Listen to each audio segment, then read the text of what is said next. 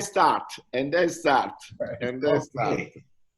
I am very happy today because all we are living this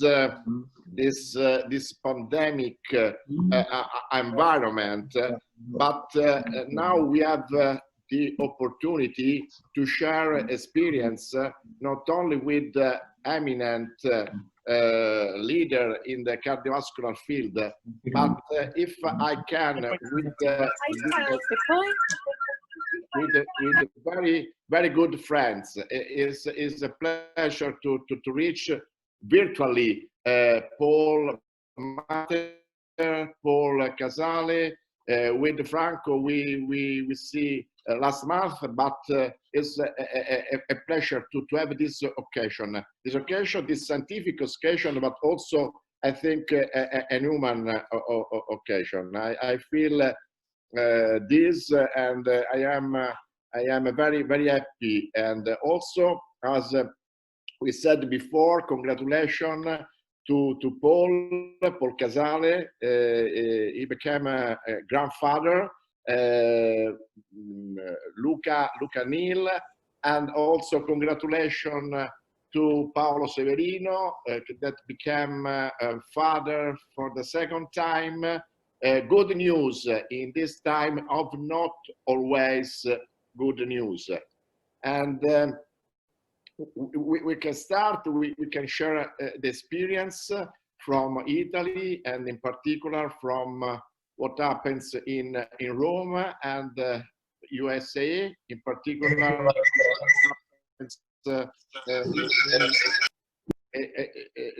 The participants are must close their microphone, because otherwise we have turbulence, okay, trouble in hearing. And I start with the first speaker, Massimo. All you know Massimo Mancone, that was very involved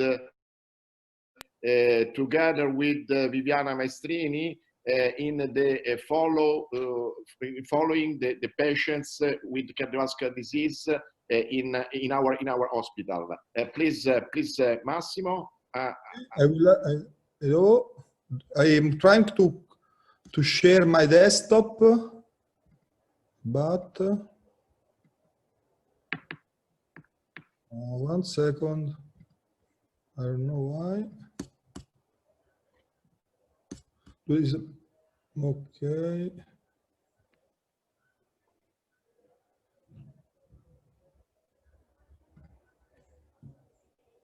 I don't know why it's not working now. Okay. Okay. Okay, I think we are ready. Okay.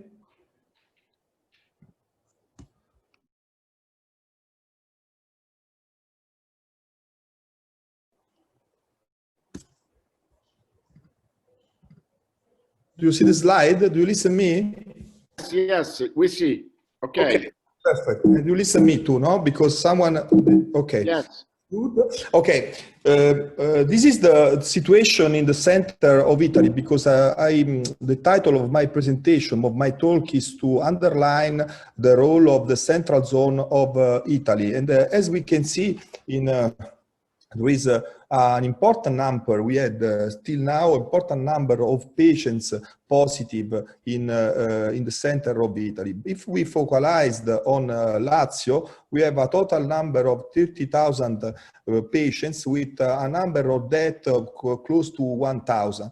But if we go in Rome, we had to know that in Rome we had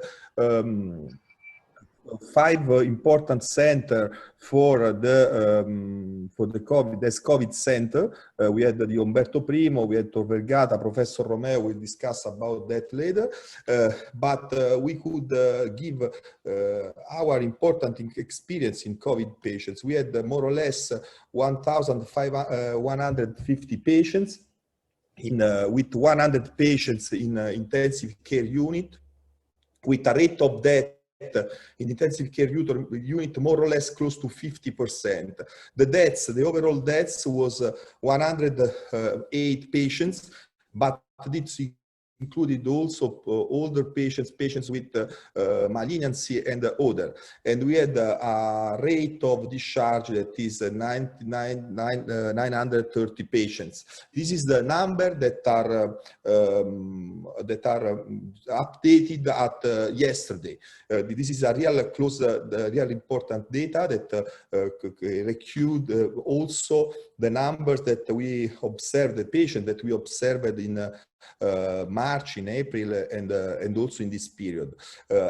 I can say also that now we had 90 patients in Policlinico Umberto I with 19 patients that are in intensive care unit, with other patients that are assisted ventilatory with non-invasive ventilation. But this is the first question. When the coronavirus disease started in Rome, this is on our paper, this is an idea of Professor Fedele that asked to us to review the patients that was hospitalized between November and December in our center, and we was able to review the number of deaths, to review the number of patients with pneumonia, and between that we found some patients that had a situation like that, as with a ground glass opacity.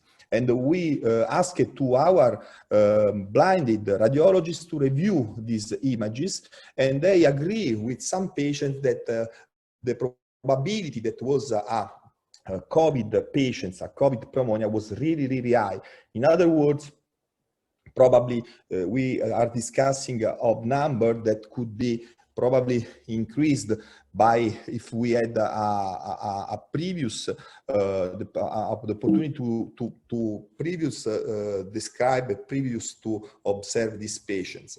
This is another our experience. This is not published data, where we enrolled 590 patients, consecutive patients, mainly in Rome, but also in Milan, in Sacco, and in Turin with University Hospital San Giovanni Battista, where we took all the patients that arrived to the emergency department and had a CT scan, consecutive patient, and we tried to check if there was a relation with the clinical presentation, but also if they if they was in treatment with ACE inhibitor or ARB. And what we observed was that we observed that there was no relation with the treatment. In other words, we are observing what was observed previously by epidemiological study, but in this case we try to correlate if there was a severe involvement from of the lungs in patients treated with different kind of pills, and we found no relation. What we observed, it was a stronger relation, of course, by the severity of the CT scan in order to predict if the patients was need intubation or not. But moreover, we observed that fatty patients were also associated with an increased risk of severe involvement, COVID involvement. What we do also, we observed in a lot of us observed that during the pandemic phase, there is a lot of patients that missed in our hospital. Mainly, we observed a reduction of the acute coronary syndrome, and we published that paper where we showed that this is a review article where the patients could have a several reason to don't go in the hospital, mainly because he could have fear to be infected with with COVID, but also there could be delay, for example, because the patients arrive to the emergency department. As you know, the patient should be treated, but with DPI, and also the diagnostic delay for the COVID, and also the diagnostic delay for the operator that work in the cath lab to dress with the DPI and to work in a complex situation. But what we published also with a lot of Northern University,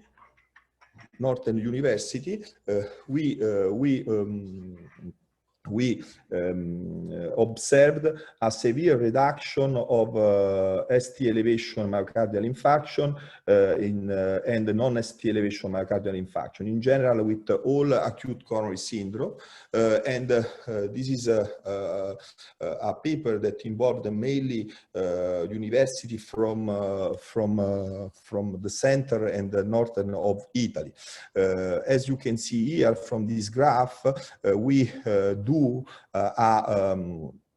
inter-year control period. You look here to, this is the blue was the 2019 against 2020, and we observed a reduction, but also a intra-year control period. We see with the orange line, and we see that the red line are clearly less cases of acute coronary syndrome. Similarly, we had we had this paper with the Italian Society of Cardiology, where we observed similar data with the reduction of acute MI, ST elevation and non-ST elevation patients. These data are in line with what is observed also in United States of America, as you can see here, with a reduction of ST elevation patients in cardiac catheterization laboratory. Similarly to this paper, this is just accepted paper with Professor Fedele and our group and also the university in the northern of Italy. We published the reduction of the hospitalization with heart failure, also with Professor Mater. And as you can see here, this is the red one, is the study period. You clearly saw, you clearly could see the reduction of number of hospitalization for heart failure. But moving from number to pathology, we observed a lot, was observed an important involvement of heart in COVID patients for several reasons. No one observed a direct involvement of the virus in myocardium, but there was an immunomediated probably storm, cytokine storm, that was associated with myocarditis. This is the first case that was observed in one with a patient with myocarditis, but also there was other reports with magnetic resonance imaging. And also in this field we are working. We enrolled 76 continuous patients that was clinically evaluated from a cardiovascular point of clinical evaluation from a cardiovascular point of view. And we evaluated the patients with blood test, but with EKG and also with echocardiogram.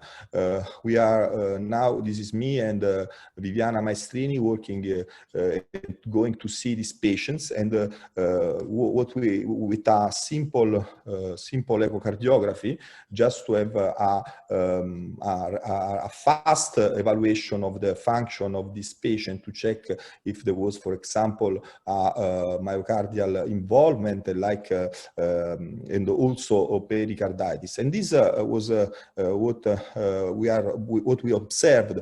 We observed, of course, patients with ST elevation, one patient with ST elevation myocardial infarction. We observed one Takotsubo This is also the images, histological images, because the patients are fortunately dead.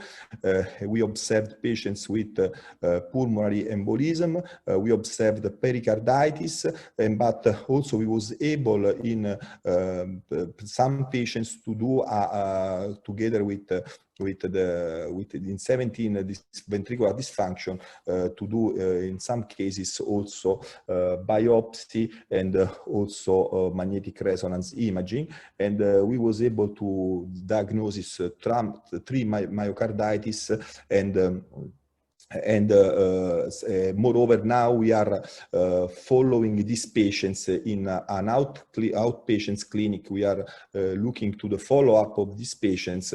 We are still analyzing the data. We have not actually published this data, but there are most important evaluation because we do echocardiogram, advanced echocardiogram in all these patients. We are doing a lot of magnetic resonance imaging in order to assess what happened in these patients at the follow-up. Thank you so much for your kind attention. Thanks, Massimo. And now Francesco Romeo for the experience in his hospital, and also he has knowledge of what happened in the south of Italy. Because he was involved also in the prevention program in South Italy. Please, Franco.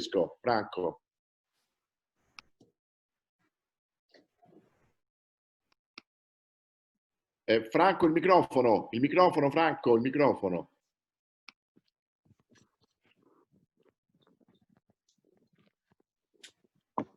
Mi senti? Perfetto adesso. Good afternoon to everybody, Professor Casale, Professor Mater, Professor Mancone, all the people who are in touch with us. It's my pleasure, just first of all, to see all of you in good shape, in the best shape.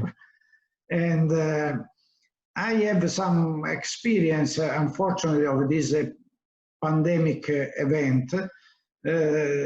For 2 reasons. My hospital is COVID hospital, and we had a lot of patients in our hospital. And I was called, as Professor Fedele mentioned before, in the task force of Calabria region to contrast this pandemic event.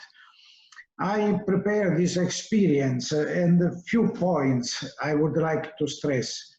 First of all, for cardiovascular disease, at the beginning, nobody was convinced that this was one disease of the heart, could be involved also the heart.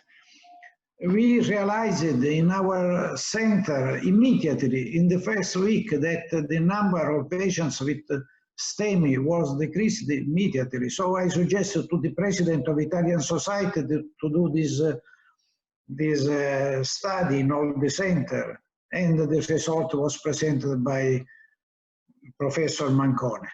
In our experience, I will show later, we didn't have increasing mortality for patients who were admitted to our hospital. In all Italy, my colleagues say that they had also increasing mortality. We didn't have more increasing mortality. And we prepared one document with the Ministry of Health for one exit from the phase 1 of COVID, and this is one document that all the region have to follow. We did this document together with the oncologist and the hematologist, because after the first phase, all the network of cardiology, STEMI and STEMI, follow-up of patients was destroyed. But I will ask now to my co-worker,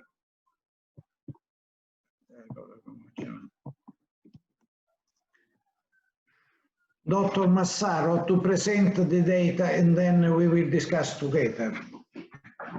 Okay, good afternoon to everybody. Here you can see the distribution of a laboratory confirmed case of COVID-19 updated to September. And this is the prevalence of and the percentage increase of COVID-19 cases in Italy in the different regions. You can see here in May, the 1st of May, and you can see the region in the northeast, in the north of Italy, where here with a high increase, high prevalence of COVID-19 cases, and the region in the south of Italy, were here in the green region, in the green zone. So the prevalence in July, you can see a little changes.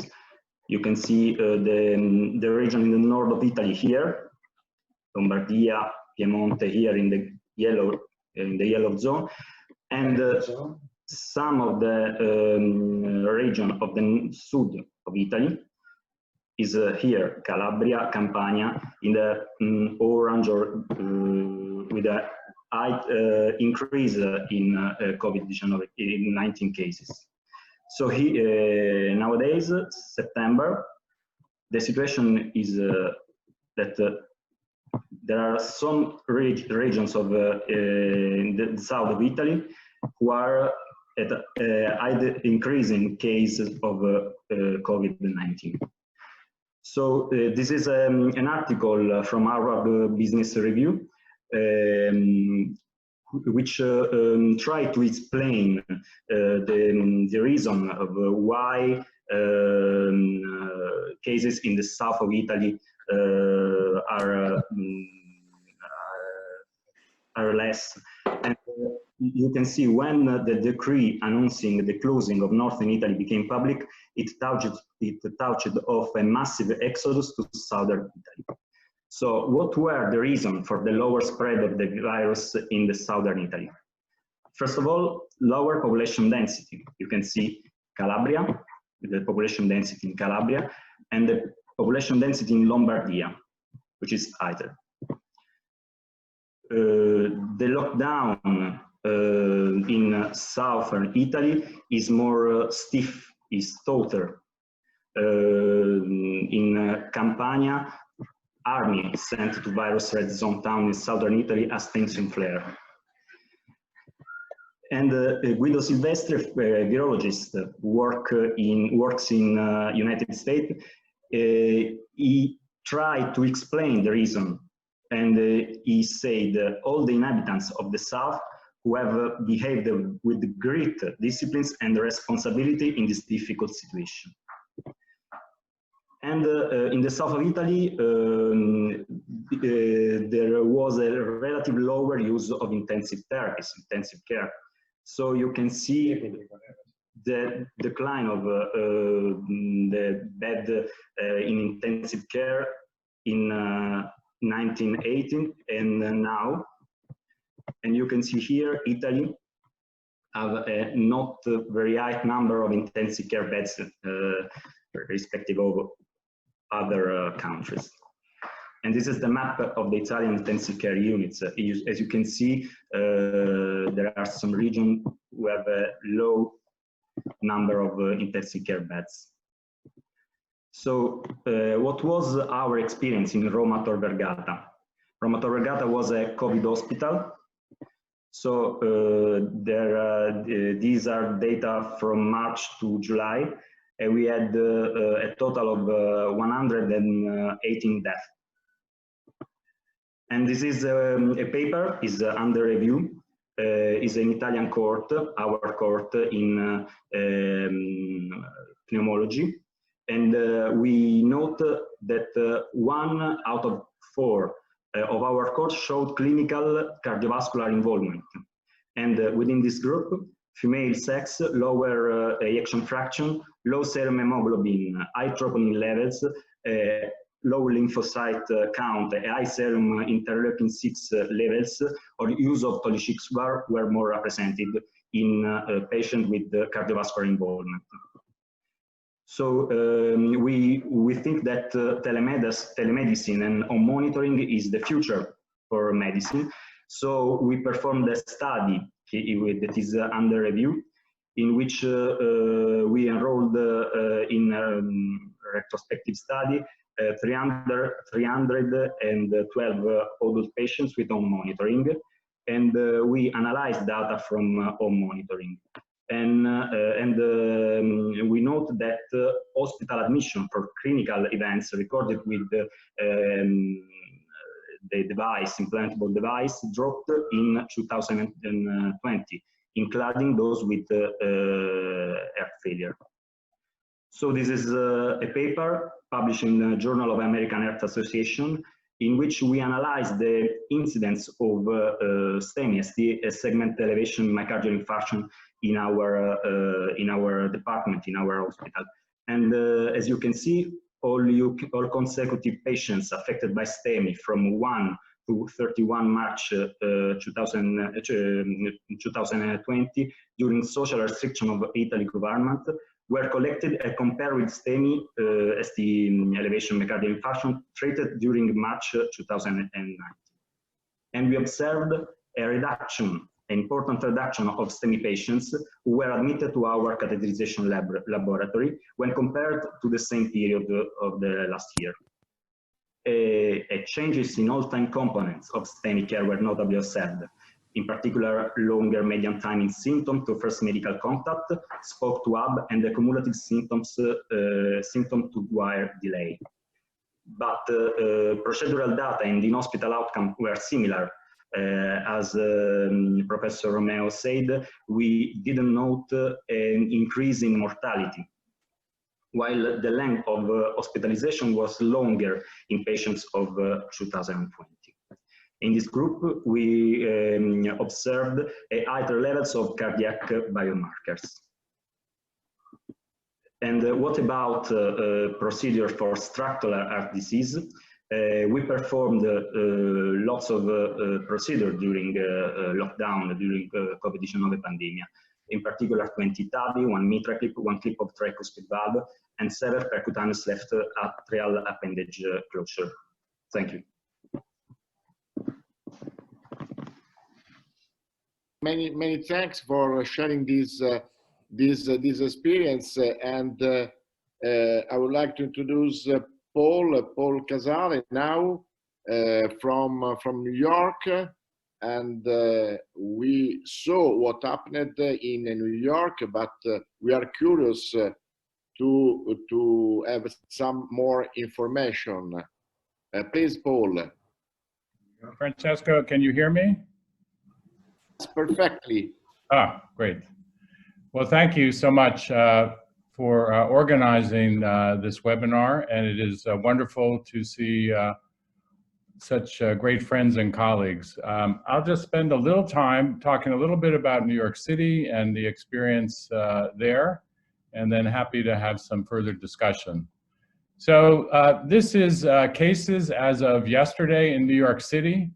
And this is a 7-day rolling average. So you can see our peak, which occurred back in April. And fortunately now, as of yesterday, our cases are very low. Across the New York City metropolitan area, over the entire surge, we had approximately 450,000 cases. With mortality of approximately a little under 35,000. So a tremendous surge in COVID cases through the March and April time period. Hospitalizations, similar curve over time, as you can see, with peaking in early April. And then deaths as well. You can see the number of deaths per day were very large back in April, and fortunately now they are very low.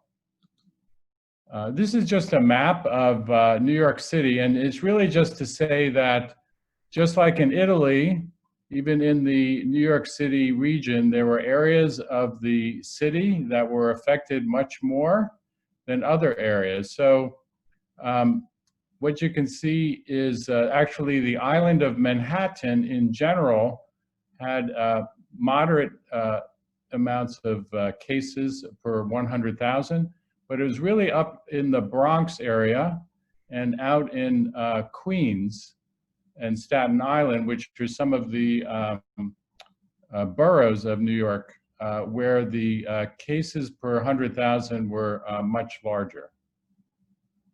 And why was that? Well, if you look at race and ethnicity in the New York City area, you can see that the rates per 100,000, the number of cases were much higher in Hispanic and Black African American as opposed to white Caucasians.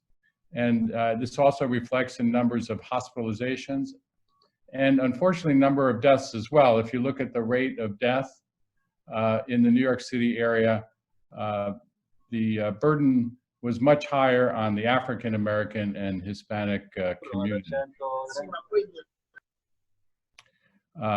The other point is around poverty level. You can see that the number of cases per 100,000 were higher, and those who in the high poverty and very high poverty, as opposed to those in low poverty, and as well, the death rates were much higher. So the ethnicity and the poverty were significant predictors of COVID cases as well as deaths in the New York City area. I'll spend a few minutes just touching on the response at New York Presbyterian.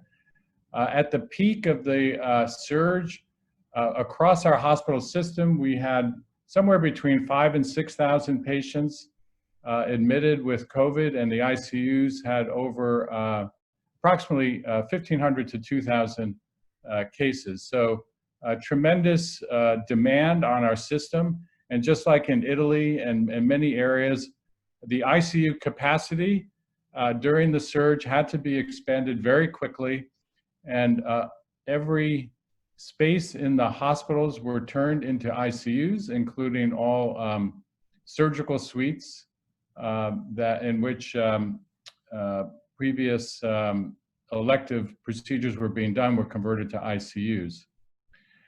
Just as many areas of in Italy as well, we were challenged early around protective equipment. PPE was really very challenging, as was ventilators. We had a fairly large experience using shared ventilators for a period of time when the ICUs were at peak capacity. Of course, we've learned now, we've changed our approach where early on in the surge, patients were placed on ventilators relatively early. Now we've learned that avoiding ventilators is preferable. And in fact, the ventilator equipment is not an issue. And in fact, we make attempts to avoid using ventilators if possible. We also deployed virtual care in the emergency room and across inpatients in order to limit exposure for the physicians, the nurses to the COVID virus. And this was built very quickly and was very effective in managing patients remotely. As Dr. Romeo and his colleagues highlighted the effectiveness of remote patient monitoring, we not only had thousands of patients in the hospital, but we also managed somewhere between 2,000 and 3,000 patients remotely. We gave out over 5,000 pulse oximeters to patients who came to the emergency room who were not sick enough to be admitted, and managed them at home with remote patient monitoring. We also distributed somewhere between 1,000 and 1,500 oxygen concentrators for those whose oxygen levels were not low enough to require admission, but weren't high enough to allow them to leave the emergency room. So the way we managed them was with a central team of care managers, as well as deploying a team of home health nurses. And the care managers would contact the patients through a telehealth visit or a telephonic visit every day. And the pulse oximeter readings were, were sent back digitally to, again, the central team. And when appropriate, home health nurses would go to the patient's home to assess them with a physical exam. At the Columbia University, we also built a field hospital. One of the challenges was, as patients started to improve in the hospital, we had to find places for them to go out of the hospital. Many of them, we could not send them home because they lived in small apartments with others and the concerns about infecting other family members. And also many patients were not, they were well enough that they didn't need the hospital, but they were not well enough to go home. So we converted one of the athletic complexes on the Columbia University complex on the campus into a field hospital in which we had a capacity of approximately 500 patients. Now this was not filled because we were able to, because the surge fortunately started to decline, but in fact we had many patients in the facility, both those who we could manage without going to the hospital and those patients who were discharged from the hospital but not well enough to go home. I'll touch on, again, how we manage this post-acute COVID positive patients, which was particularly challenging in New York City. I mentioned the remote monitoring, the supplemental oxygen, the telephone follow-up. There were many patients who couldn't return home, as I mentioned, as well as homeless patients. And so we worked with hotels in New York City, as well as other assisted living facilities in order to temporarily house those patients and then provide care in those hotels. And then we also worked with the skilled nursing facilities, which became somewhat controversial in New York City because initially many of the cases were occurring in those nursing facilities, and there was concern about sending COVID positive patients back to those nursing facilities. So in fact, that became a challenge over time. And then we also created a recovery unit. As I'm sure all of you have recognized, many of these patients have ongoing issues, and even though they recover from the acute respiratory challenges, you already mentioned many of the cardiac issues that can be prolonged, as well as neurological issues and ongoing rehabilitation issues. So we created several recovery units for these patients in order to effectively manage the ongoing issues for these patients with COVID-19. So looking ahead in New York City, although cases are low right now, indoor dining begins in New York City on September 21st. We have lots of outdoor dining in New York City, so many restaurants have now opened up tables where street parking occurred in New York City, and they are very active. We're concerned about when indoor dining starts on Monday. The public schools are opening this month. Again, concerned about potential spread from young children to older people within New York City. The businesses and companies in New York City are starting to bring workers back in the office. So again, right now the subways are relatively empty, but that will change as companies begin bringing back more of the non-essential workers. Fortunately, the compliance with wearing masks is very high in New York City, and I think has been instrumental in keeping cases low. And of course, we're just at the start of the flu season here. And the concern is having a significant surge in flu at a time when we may be facing a surge in COVID as well. So we like to always emphasize the Fauci 5 in fighting COVID. Unfortunately, in the United States, this has become very political around wearing masks. And I'm sure outside of the United States, it seems very confusing.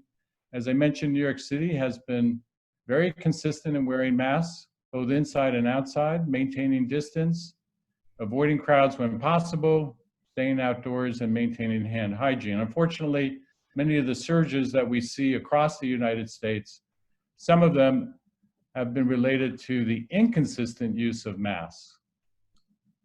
I'll spend just a couple of minutes on some of the studies highlighted across the United States, and some of this has already been highlighted by some of the studies already presented in Italy.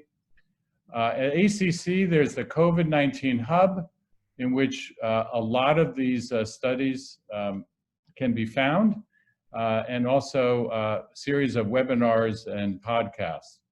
So you have already highlighted the ST elevation MI decrease. We've also seen in the United States out-of-hospital cardiac arrest response and outcomes. And what we found was, in fact, survival to hospital discharge decreased compared to last year. And you can see response time has also increased to those with out-of-hospital cardiac arrest, and bystander CPR decreased. Again, lots of concerns related to the COVID surge. Factors associated with death in critically ill patients. Again, this was a multi-center cohort of over 2,000 adult hospitals admitted to over 65 ICUs back in March and April. The takeaway was really that increased death in those who are older, male, higher body mass index, those with coronary artery disease, amongst other comorbidities. Highlighting obesity and the risk of obesity with mortality, a study done out of Kaiser Permanente, and a retrospective study, and they found a clear correlation between risk of death within 21 days of COVID after adjusting for smoking, comorbidities, age, and sex with obesity. And then finally, trends in ED visits and hospital admissions. And this relates to the data that you've shown in Italy around the decrease in STEMI. And New York is one of the 5 states included in this study. And just to, you can see in the graphs that although the blue line shows the surge in COVID cases to the ED in March and April, you can also see a concomitant decrease in overall ED visits. And particularly in New York, ED visits for other than COVID decreased by 60%. So clearly the stay-at-home orders dissuaded visits to the ED. And I think a correlation of that is the ST elevation MI decrease that we saw in New York as well as across the United States. And the concern that that has led to a significant decrease in outcomes for acute MI patients. So in terms of testing, we're still challenged here in the United States. Testing is still delayed. In New York City, you can sometimes take up to a week for testing results to come back, which makes it less effective. Still have challenges around false positive and false negative antibody testing rates. We're hoping to see further improvement in testing, both in timing results and accuracy going forward. I won't really touch on vaccines, just to say that we are in flu season and we are really focused on vaccinating those in New York City early as a way to address what we are concerned about with a surge both in COVID and flu. And finally, just to say, it's wonderful that we are having this webinar. We are a global community, and we can never underestimate the importance of global collaboration as we look not just to find a cure, but to share our best practices and research, and always must address health equity as part of this. And finally, as we help our patients, we must also help be sure we're taking care of ourselves. So thank you very much. Thanks a lot, Paul, also for this last slide that we agree with this last slide. And now I would like to hear from Paul Matter what happened in Philadelphia, in Pennsylvania. Paul? Thank you, Francesco. I would like to echo Paul Casale's words of welcome and gratitude for joining this symposium. I'd like to thank Professor Fedele, Romeo, and Mancone for the invitation. I'm rearranging my slides as we were speaking because all my science slides are going to duplicate what you've said. Because remember, we learned from Italy and New York. So I am actually going to focus on the data that is unique to Philadelphia to give you a sense of what we've lived through. Let me share my screen. And let's see. I'm sorry, I'm having a little trouble here. Let me see. Tell me if can you see my screen? Now, no, still no. Okay, let me go to share the screen. Oh, that's a problem. It's gonna make me quit out to try and do it. So I'm just gonna talk about the data. I apologize, but the curves are gonna be similar. I'll walk you through it. The first slide I was gonna talk about was the numbers in the Philadelphia County. To put it into context, Philadelphia and a 25-mile radius from Center City is about 5 million people. And we started peaking our COVID cases in around April 2nd, so about 2 to 3 weeks after New York, if you remember Paul Casale's slide. And we ended up peaking our cases around May 1st, May 2nd. I apologize for the technical difficulty in not showing you the slide. And since then, we have been in a very good decline. So basically, if you took Paul Casale's slide and phase shifted it about 2 to 3 weeks, that is what our data looks like. And so what happened was when we were starting our spike, we were also scrambling for ventilators, for hospital beds, and for masks and personal protective equipment. Francesco Fedele remembers when he visited Philadelphia, we were building a new hospital. It was a 600-bed, $1.3 billion US hospital. It's due to open July 2021. But we were able to work 24 hours a day, 7 days a week for 1 month. And we were able to open the west wing of the hospital 1.25 years early. 119 beds were opened in that building, Francesco, that you saw in April. And after all that work, we never had to use them because the cases started to drop, but we were prepared. The other thing to reflect was the city of Philadelphia created a multi-hospital center at a sports stadium, a basketball arena at Temple University that would hold spillover beds of 250 beds. That also never had to be used. So you think our cases in a 5 million area was small, but we have had so far 65,000 cases.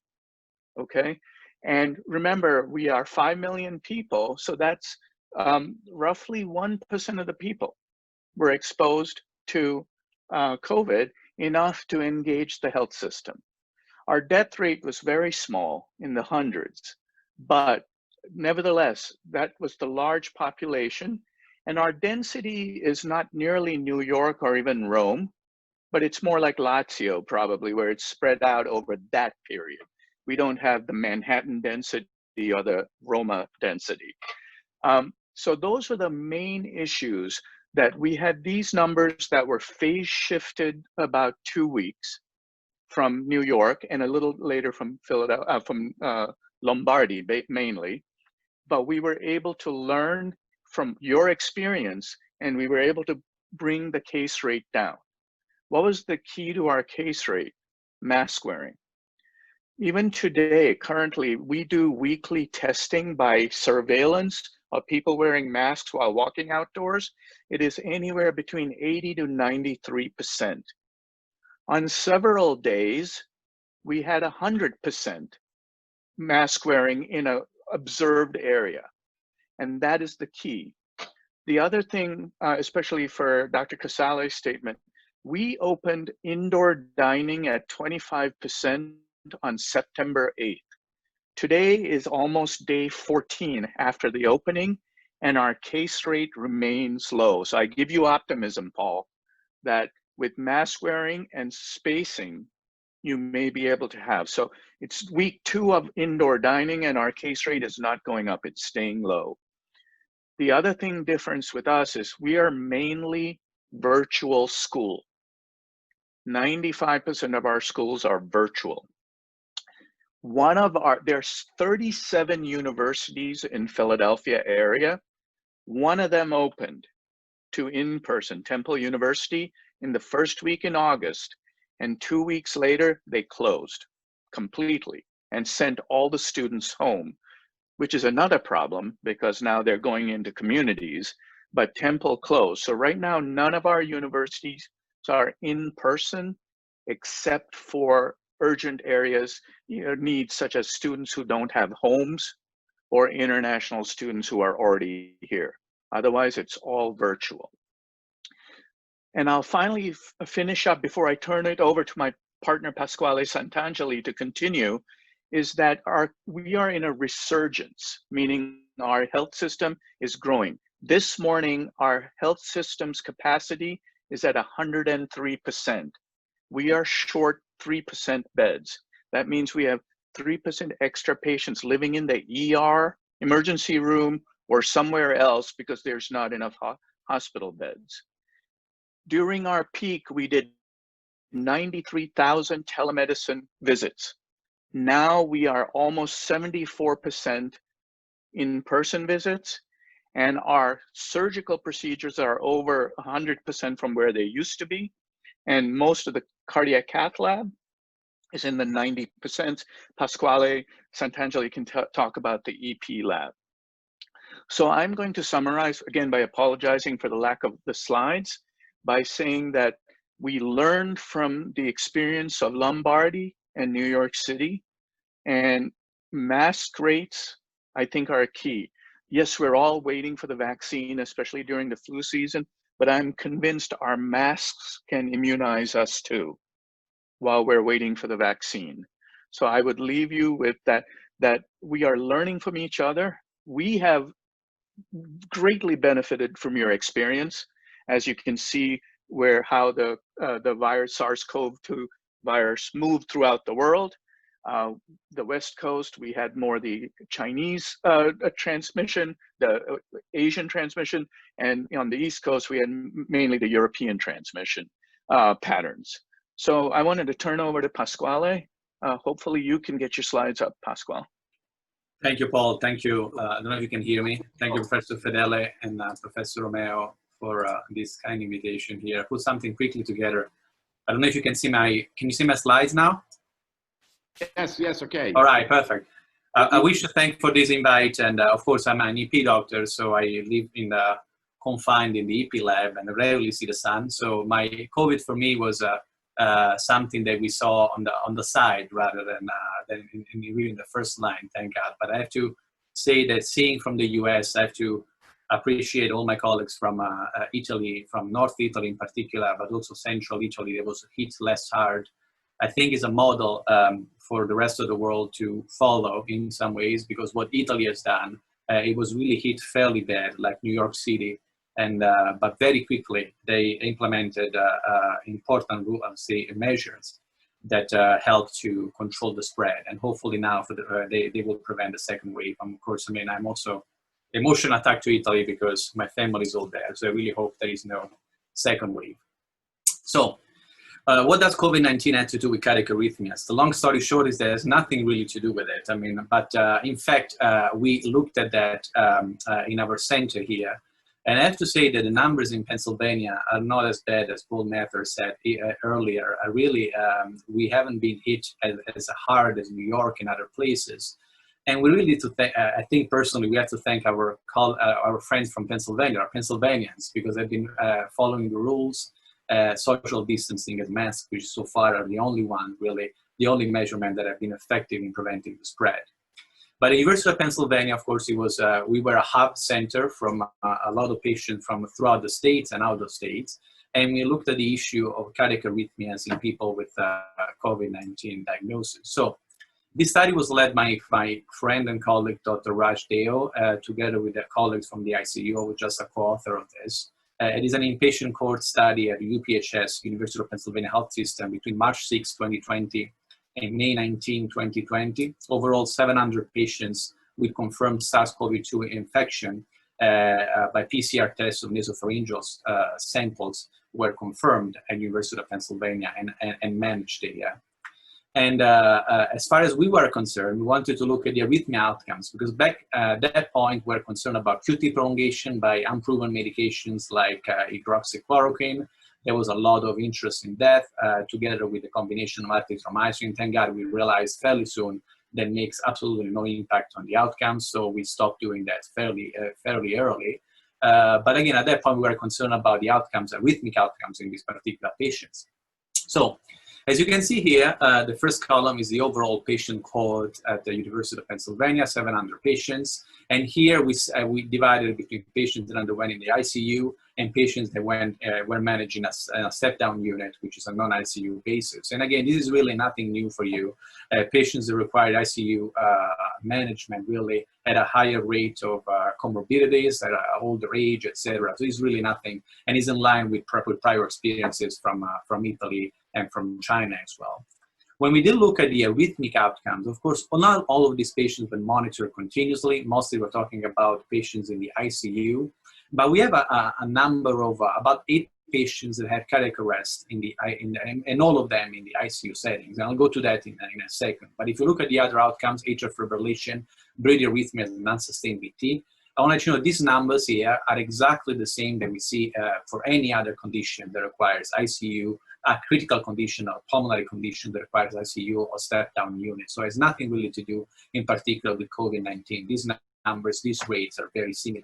But in particular, when we look at the cardiac arrest one here, these are the number of patients that we had. There's a total of 9 patients that experienced cardiac arrest while in the ICU. And here you see the rhythm during cardiac arrest, and most of them are PA arrest or a systole, only one enter SAD here. But if you look at the background and the etiology of the cardiac arrest, all of these patients invariably have severe manifestations of COVID-19 infection with severe respiratory distress and end organ dysfunction. And again, this is really, I would say, has nothing to do with the virus itself. It's more a phenomenon that we see in the ICU in people that have been hospitalized with severe ARDS condition. All right, so from the EP lab perspective, I'll be very brief here.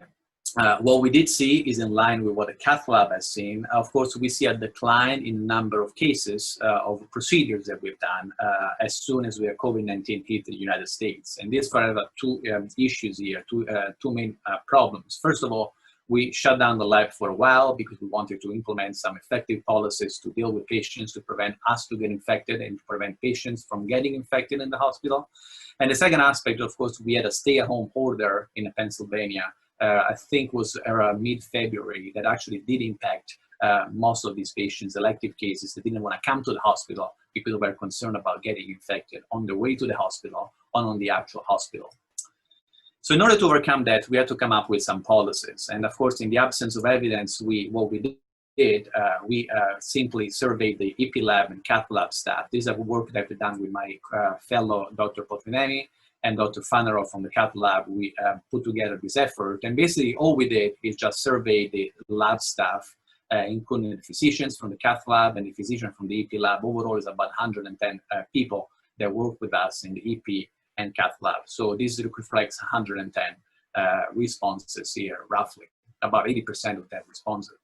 And here you can see what we've been implementing is universal mask policy for the staff, for patients, the temperature check at the entrance of the hospital for patients and their family members. Of course, we have a no visitor policy for many months, and now we have a one visitor policy that is allowed. The temperature check for staff and patients. We're gonna screen everybody for symptoms. And of course, you used to screen also for travel, but now we don't any longer because the US is really the worst country in the world in terms of the number of cases. Of course, we're gonna limit visitors. Initially, we only had no visitor policy, and now we only have one. And then the most important part that we've been pushing for it since February is to have universal testing for patients. In other words, regardless of the symptoms, we test every single patient. So as you can see here in green is what the physicians and the lab staff agreed that were like good measurements. Eventually, we did apply all of them to our patient population. And here, if you look at the, after the policy went into place, before universal testing, the physicians and the lab staff was quite concerned, up to 60% of people actually working with me, with us in the EP lab or the cath lab were quite concerned. But after this implementation of policies, they were happier to come to work because they felt safer. So this is actually, I'll show you the quick results. We started implementing this policy in April 14th. So we said, okay, we're gonna try this for 4 weeks, and then after that we were successful, so we're continuing that. So April 14th to May 12th, it's only a 4-week study, it was a pilot study, and that reflects the very low number of procedures that we did at that point, and also because we still had a stay-at-home order and we are only in the middle of the research. It's kind of like half of what we typically do in a month. 215 patients undergoing 252 procedures, probably a little bit less than a half for EP because we do more than that, but 128 catheterization, 124 EP procedures. Most of them were more semi-urgent ablations and devices. Median age was 63-year-old, 62% male. 111 patients underwent procedures on an outpatient basis. And we screened every single patient with using that PEN-approved PCR test facilities. They were actually in Pennsylvania, some others in New Jersey, as I see patients also in different clinics in New Jersey. The median numbers of days between the PCR test and the procedure was about 1 day, and most patients actually had it within 24 hours. Some patients couldn't get the test done before the procedure, and they came here and we tested them before bringing them to the hospital to recovery unit. And here, I'll give you the outcomes. And that's quite interesting because it actually does reflect really how good Pennsylvanians were to follow all the rules. Out of these 252 procedures, only 2 patients tested positive for SARS-CoV-2. And one procedure was canceled, was an elective ablation procedure. It wasn't really, it could wait 2 weeks to get redone. The other one underwent the left heart catheterization with a proper PPE protection. But the interesting part is that during this phase, and now we've been prolonging that for up to now, there was only 1 month.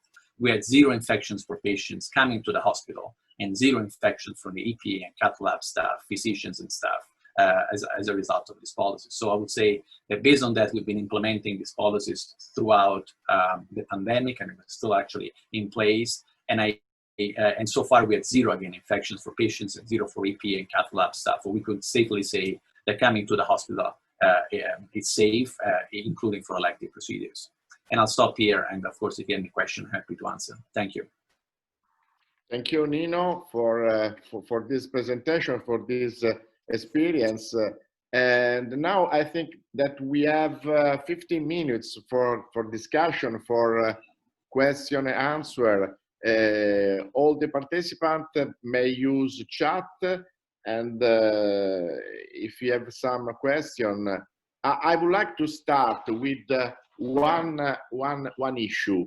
One issue in Italy, and I think worldwide, was over time, the virus, the lethality changed or not? What is your opinion? For me, the virus is the same, all the same, and we changed the approach, our approach to the virus. What is your opinion? Because some eminent colleague from the northern Italy said that the virus was clinically dead, and that the virus changed, and its lethality changed. I would like to know your opinion. Also, I see Franco. What is his opinion in this field?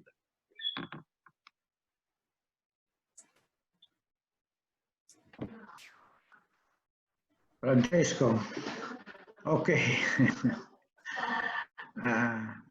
Who is this so-called eminent professor of the North Italy?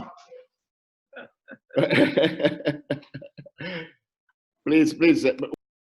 I know, but even if it's not my personal experience, that the virus didn't change, and some variation somebody presented, suggested, is not positive, is negative. The problem is that they do some confusion between lethality and viral burden. Are two different concepts. If I am with 100 people who eliminate continuous virus and they become positive, maybe it's different from my occasional meeting with one people who released just 10 viruses. So didn't change the lethality, the structure of the virus. So the virus is the same. Somebody suggested some small difference, a small variation, or the virus changes some lightly. And we are studying with our genetist if there is some change in the genetic. Maybe we found some, but we are preliminary data, some genetic susceptibility. There is one cardiac phenotype of the virus.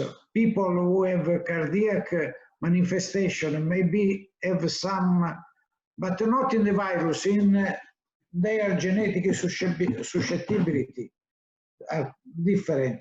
I don't think, and everybody who is really expert didn't show any significant difference in the structure of the virus. So I think that is different.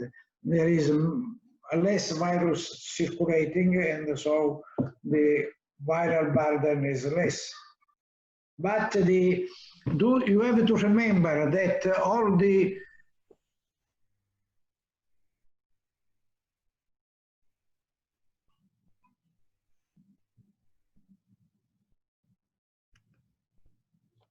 We lost them. sentences of the so-called interpretation very disoriented, because the hospital of North Italy, mainly of Milan, they don't have territory, how do you say, one territory. So if they don't say that the COVID finished, they have to close in short time because they don't have patients. There are 15 big hospitals in 1 million of patient of population. This is why they say that is finished. But they are unlucky because after 1 week, Mr. Berlusconi had the COVID, so it didn't finish. It is one of the proof that God exists. And Paul, what are your opinion? Yeah, so I'll start, and then Paul, feel free. So yeah, I think they've identified some mutations in the virus, but I don't think they've been, in my experience, been clinically relevant. I think we've learned more about how to treat patients, as I mentioned, in terms of avoiding ventilators. We have some treatments which seem to be working better. But in terms of the virus itself, if you look at the United States, we're still having 40, 50,000 cases a day, still over 1,000 deaths a day. We are not seeing, and again, I think as more related to the inconsistent use of masks and social distancing, which you see. So clinically, I don't see that there's been significant change in the virus. So Paul, please. I agree, Paul. I think the virus is mutating, but how we are reacting it may be more individualistic. If you look at the CAR T data on T lymphocytes, they are being activated similarly. So even though the virus is mutating, I don't think our response to it yet has changed. So essentially it's still the same virus creating the same disease process. Now, one of the things we're seeing is we're carrying RNA debris in our airway tract much longer. Is that an infection or a debris from virus dissolution? That's a different story. So I think what we have to do is say, is it a persistent virus or a persistent remnant of a shell of the viral coat? And so those are the 2 points to make regarding mutation. I do feel that things mutate, but our response is still the same. And finally, to emphasize Paul Casale's point, if you look at a heat map of the United States, the virus is still flourishing in areas where social distancing and masking is more a political issue than a scientific and medical issue.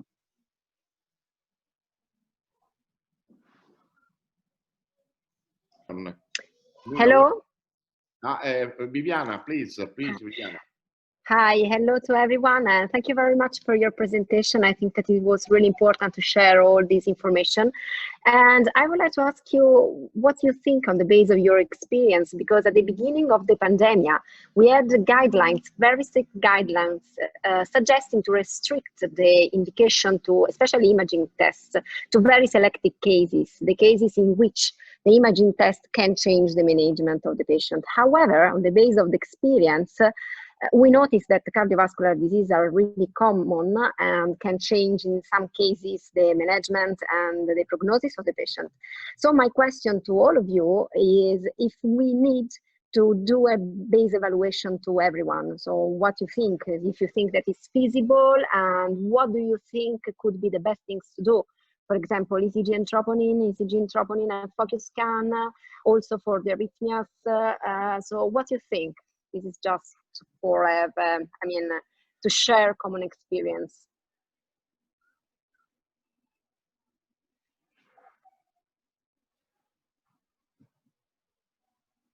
Bene, chi deve?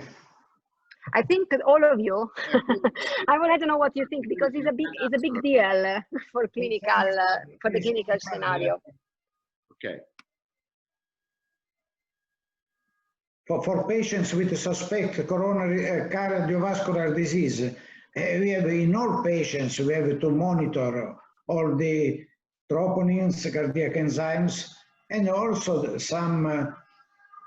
all patients should do echocardiography. And I suggested from the beginning to do some magnetic resonance in the patients, but it was not so easy to organize, because it was not so easy to organize magnetic resonance in patients, mainly in the acute phase, where all the lines were very crowded. So I think that in few places they did really in the acute phase magnetic resonance of the heart.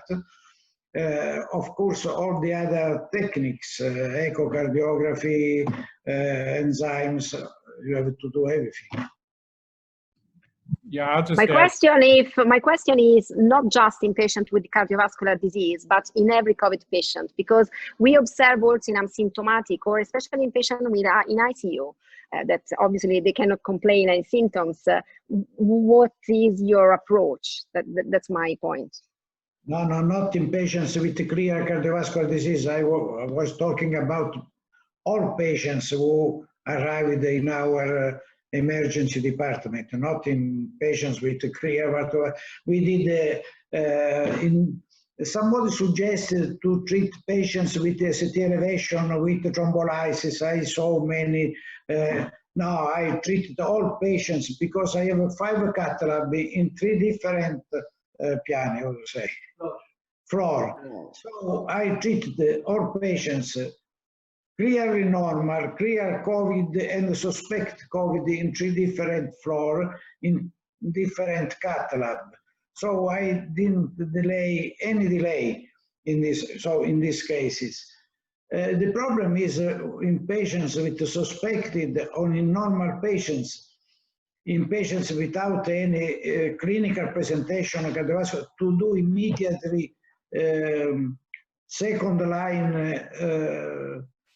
assessment of cardiac function with cardiac resonance, cardio CT.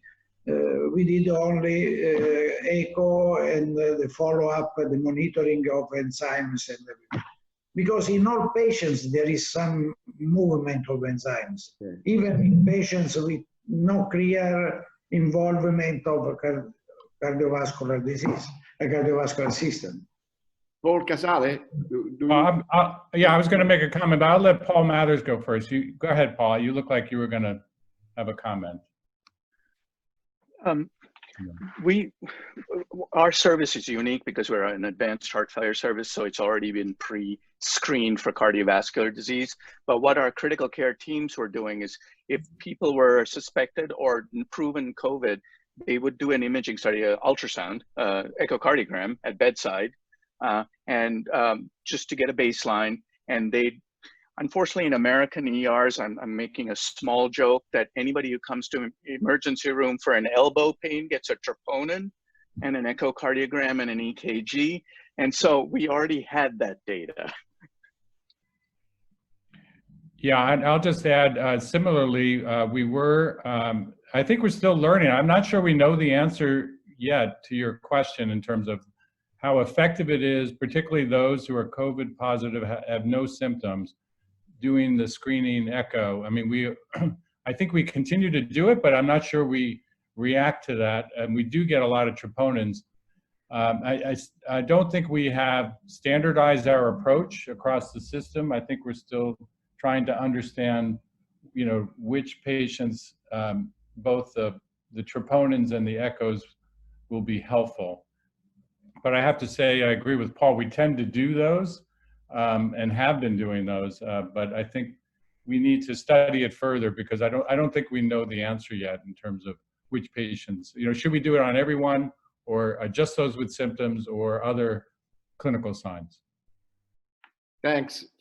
I think that the time is over, but I think if you agree, we can repeat in few days another webinar in order to discuss further this problem.